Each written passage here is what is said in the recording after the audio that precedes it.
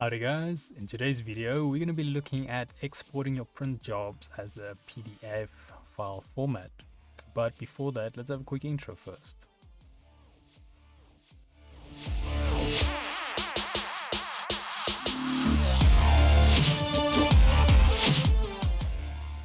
So today's video can be found on softwaretraining.co.za. We make short and easy to watch problem solving videos, and we also have daily updates. Otherwise, back into the program here. So now currently we're looking at our print and the exporting our print reports. Now we just covered the first format. Now we're going to be looking at PDF. So once again, if we go to the little icon on the top left here, we'll find our printing or exporting little dialog box. And what you want to do is navigate to where you want it, name it what you want. I'm going to go PDF. And then we want to set the file format here by the save as type. I'm going to zoom in and then we're going to go to PDF. Now in my opinion, this is the most universal format. This is also ideal if you're going to send it to a client and you don't want them to make any changes to it, just to be able to view it.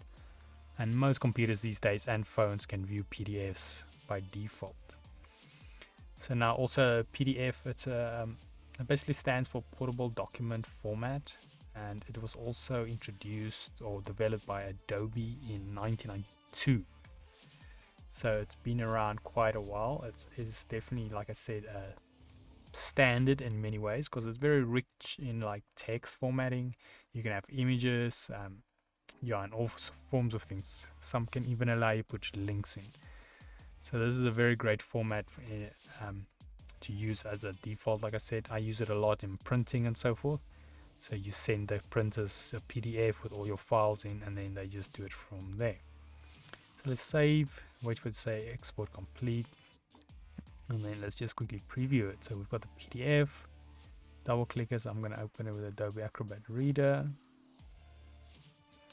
and then let's just move this to the right, or to my left screen should I say, but the current one is recording. And here we go, we've got our print sample. So we've got the basic layout we just saw. We've got the information about the client and stuff, and then also there should be multiple pages.